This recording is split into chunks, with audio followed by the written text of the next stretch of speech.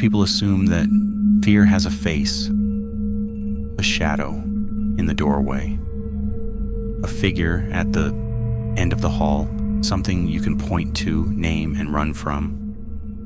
But the stories I'm about to share with you tonight don't work like that. These aren't about monsters. They're about something quieter, something that gets under your skin and stays there long after the lights come back on. These are the moments where everything seemed almost normal, almost. And that one small detail that didn't add up changed everything. Before we get into it, drop a comment right now and tell me where in the world you're watching from. It doesn't matter if it's 2 in the afternoon or 2 in the morning where you are. I want to know. I read every single comment. And if you're new to this channel, welcome to the Id's Shadow. Hit that subscribe button right now and join this community. You're going to want to be here for what's coming. Now, let's get into it. Story 1, the top floor. I was 20 years old the first time I lived completely alone. Not away at college alone, where the walls are thin and there are people on the other side of every door, truly alone. My own apartment, my own space, my own silence, which I would learn that first night sounds nothing like the silence you're used to. The apartment was on the 3rd floor of a small complex, 6 units total, tucked a few miles from my parents' house. It wasn't glamorous, but a narrow kitchen, a bedroom with bare walls, a front door with a deadbolt I hadn't yet developed the instinct to use. I'd spent the whole day hauling boxes up 2 flights of stairs, and by 10 o'clock that night I still hadn't made my bed or eaten a single thing. I put a pot of water on the stove for ramen, leaned against the counter, and just stood there for a minute, listening. The apartment was quiet in that thick, specific way that a new place is quiet. Not peaceful, just unfamiliar, like the silence of a room that doesn't know you yet. That's when the floor outside my door creaked. I told myself it was the building. Old structures settle. They breathe and pop and groan, especially at night when the temperature drops. I was being paranoid. This was my first night in a new place and my nerves were wound tight. That was all. I turned back to the stove. The creaking came again. Slow. Deliberate. The kind of sound that has weight behind it, that has a person behind it. I crossed the room and opened the door. There was a man standing in the hallway. He was older, somewhere in his late 60s, and he had his back to me completely. He was facing the door of the apartment directly across from mine, standing a few feet away from it, completely still. I said hello, softly, the way you instinctively lower your voice when you're not sure what you're walking into. He turned around slowly. No surprise, no startle. Just a long, unhurried turn. He looked at me for a moment, said one word, sorry. And then he walked toward the staircase and disappeared down the steps. I stood in the doorway and stared at the empty hallway. I didn't go back inside right away. I stood there and I thought about it. He hadn't gone into the apartment across the hall. He hadn't pulled out a key or knocked or done anything that would explain why he was up there. He just stood in front of that door, and when I appeared, he'd walked away. And here's the thing about a 3rd floor apartment in a 6-unit complex. There is no reason to be on the top floor unless you live on the top floor. There's nothing up there, no laundry room, no mailboxes, no exit. If you're on the 3rd floor, you belong there. He didn't seem to belong there. I told myself to let it go. First night nerves. I finished making the ramen, set up my bed, turned out every light, and eventually fell asleep somewhere around 11 or midnight. The exhaustion of moving day pulled me under and I was out. I woke up at 1:29 in the morning. I know the exact time. because the moment my eyes opened, I found the clock and I stared at it. 1:29. And I lay completely still because something had woken me and I wasn't sure yet what it was. Then I heard it, coming from the floor below mine. Soft footsteps. A slow, careful shuffle across the unit beneath me. The kind of movement someone makes when they are consciously trying not to make noise. I lay there and I listened, and I didn't move for maybe 5 full minutes. Then the creaking came back, right outside my door. And the only thought in my head, the one that pushed everything else out, was did I lock the door? I couldn't remember. I'd opened it earlier, I knew that. But had I turned the deadbolt when I came back inside? I ran through the evening in my mind, second by second, trying to find a clear memory of my hand on that lock. I couldn't land on one. I lay in the dark and I waited. The creak came again, closer now, right on the other side of the door. And then I heard it. A soft, barely there clicking sound. Mechanical. Quiet. The sound of a doorknob being turned slowly from the other side. The door didn't open. I had locked it. I must have done it automatically, without thinking, the way you do when a habit is still forming. The door held, and after a few seconds I heard the neighboring door open and then close. I did not sleep for the rest of that night. I lay in the dark with my eyes open until the light came in through the curtains. When morning came, 2 police officers knocked on my door. They introduced themselves and asked me if anything unusual had happened the previous night, or if I had noticed anything missing. I asked them what had happened. They told me that a man had broken into 2 apartments in the complex overnight. Both units. Both tenants had forgotten to lock their doors before going to sleep. I told the officers everything. The man in the hallway, the shuffling footsteps below me, the sound of the doorknob turning at 1:29 in the morning. They wrote it all down, thanked me, and walked back downstairs. I never found out if they caught him, but I'll tell you this. I have never once forgotten to lock a door since that night. And sometimes when I'm lying in the dark in that half-awake space between sleep and consciousness, I hear that clicking sound again. Quiet and patient, just on the other side. Story 2. The forest behind the house. I was somewhere between 10 and 11 years old when this happened. And I want you to understand the setting I do before I tell you what we heard out there, because the place matters. My childhood home sat at the end of a low-traffic neighborhood road, right at the point where the pavement ran out and the trees took over. And when I say trees, I don't mean a pleasant little wood where you might have a picnic. I mean a real dense, consuming forest. The kind where the trunks grew so close together you had to walk single file just to pass through without constantly brushing bark with your shoulders. The canopy above was so thick in some spots that even on bright afternoons, the light on the ground was dim and filtered, like being underwater. During the day, it was our playground. At night, it was something else entirely. My best friend and I had grown up in those woods. We knew the paths, knew the landmarks, knew exactly how to navigate back to my yard without a second thought. So when he came over on a Friday night, no school the next day, nothing but time in front of us, we grabbed the heaviest flashlights we could find and headed in while there was still some light left in the sky. We found our spot, a fallen tree we'd claimed as ours a year or 2 earlier. We sat on it and talked about school, about whatever we were into at the time, about nothing important and everything that felt important at that age.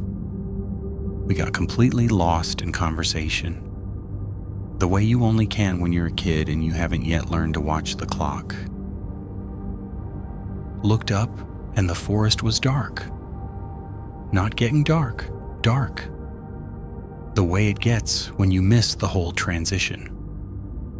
One moment there was color in the sky above the canopy, and then there was nothing but black between the branches.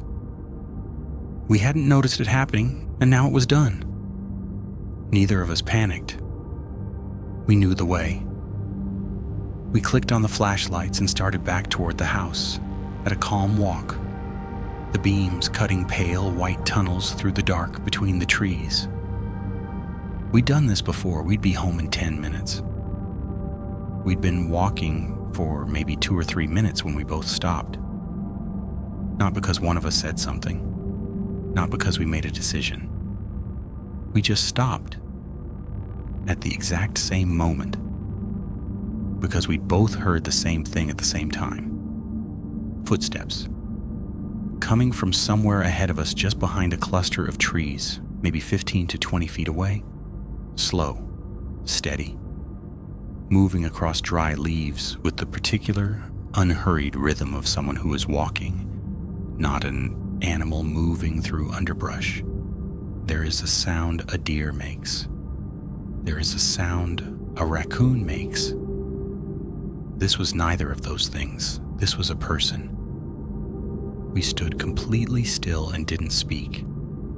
The flashlight beams were pointed at the ground between us. I remember the sound of my own breathing and how loud it seemed. The footsteps continued, and then gradually they began to fade, moving away from us, getting further. And something in both of us relaxed just slightly, just enough to think, okay, someone out for a late walk? It's fine. The footsteps stopped. Complete silence. And then, before I'd even consciously registered that anything had changed, every nerve ending in my body lit up at once. That is the only way I know how to describe it. Not a thought, not a decision. A full body alarm, instant and absolute, telling me that something was behind us, close behind us. Leaves crunched, right at our backs, feet away. I ran. No words, no warning to my friend. I just ran. My shoulders were hitting tree trunks as I went, the flashlight swinging in my hand and throwing wild shapes across everything, my feet finding the ground by instinct more than by sight. Behind me, I could hear footsteps in the leaves, fast and gaining, and I told myself over and over that it was my friend right behind me, that of course it was my friend, that there was no other explanation. I didn't look back. After maybe 30 seconds of running, the footsteps behind me turned sharply to the right and disappeared into the dark. My friend was not on my right. My friend was somewhere I couldn't account for. I hit the tree line, burst out into my backyard, and threw myself through the back door. I stood in the kitchen with my back against the wall, breathing so hard I couldn't speak. I went to the windows and looked out into the dark yard. Nothing moved. A few minutes passed. My parents came downstairs and saw the look on my face, and I started trying to explain what had just happened when the doorbell rang at the front of the house. My father went to the door and opened it carefully. My friend shoved past him and came inside, pale and breathing hard. He told us what had happened from his side. When I ran, he froze. He stood alone in the dark, and he heard I had done 2 sets of footsteps go charging off in the direction I'd gone. 2, not 1, and then silence. He stood there alone for several long minutes, not knowing what to do, before finally making a break for the house himself. My parents called the police. Officers came, took the report, walked the perimeter of the property. Nothing was found. Nothing ever came of it. My friend and I have talked about that night more times than I can count. We've tried every explanation. A hiker, a neighbor, an animal that sounded human in the dark. We've never settled on one that satisfies us, because every theory eventually runs into the same wall. That detail that doesn't fit, that we both heard and neither of us can explain away. 2 sets of footsteps behind me when I was the only one running. Story 3, the answered call. This one didn't happen in a forest. It didn't happen in a dark hallway at 1:29 in the morning. It happened on an ordinary Saturday night in bright bar light, with music playing and friends around me. And it still keeps me up sometimes. A group of us were heading out to catch the opening act at a local bar's music night. We'd lost track of time and realized we were running late. So I grabbed my keys and wallet and we moved fast. Rushed out the door, locked up, got into the car, and made it to the bar just in time for the first song. We had a good time. A few drinks in, maybe an hour or so into the night, I patted my pockets down and immediately felt the absence. No phone. I checked every pocket twice, asked all my friends, retraced everywhere we'd been in the bar. We came up empty. One of my friends dialed my number from his phone. It rang twice. Someone answered. "Hello," I said. Nothing, just breathing. Slow, quiet breathing. Deliberate in a way that made the hair on my arms stand up. I started to say something else. The line went dead. We assumed someone had found it on the floor and taken it. Frustrating, but there was nothing to be done at that hour, and eventually we called it a night. I drove my friends home and started the drive back to my house. And in the quiet of the car, I started to think. I replayed getting ready. My jacket, my wallet, my keys, and my phone. I could see it clearly in my memory now. Sitting on the bed while I was rushing around. I'd picked everything else up. I'd never picked up the phone. My phone was at home. I sat in my driveway for a long moment after I parked. If I had never taken my phone, then someone had answered it from inside my house. Someone had been in there while we were out, had found it sitting on the bed, had heard it ring, and had made the choice to pick it up and listen. I went inside slowly, turning on every light in every room as I moved through the house. I made my way to the bedroom. The phone was on the bed, right where I'd left it, exactly as I remembered it. I searched every room, every closet, every space large enough to conceal a person. Nothing was disturbed. Nothing was missing. No window was open, no door was unlocked from the inside. There was no sign that anyone had been there at all. But someone had been in that room. Someone had held that phone in their hand, heard my voice come through it, and chosen not to speak. And then they had set it back down and left my house exactly the way they found it. I've thought about that 1,000 times. If you break into someone's home and the phone rings, you don't answer it. Every instinct you have says you don't answer it. You let it ring. You put distance between yourself and it. You get out. You definitely don't pick it up and breathe into it and then hang up. Unless you wanted me to know you were there. Unless that was the whole point. That's all for tonight. If any of these stories found something in you, if you've experienced something you can't explain, and you've been carrying it around ever since, drop it in the comments. Tell me what happened. I read every single one, and you never know whose story might end up right here on this channel. And I need to know, where in the world are you watching from right now? I want to see exactly how far the id's shadow reaches. Drop your location in the comments below. If this is your first time here, subscribe right now, ring the notification bell. This channel is just getting started and you do not want to miss what's coming next. Stay safe tonight. Lock your doors, check your windows. And remember, the most unsettling thing about all three of these stories isn't what happened. It's the question none of them can answer. Who was there? And how long had they been watching? Good night. The Id Shadow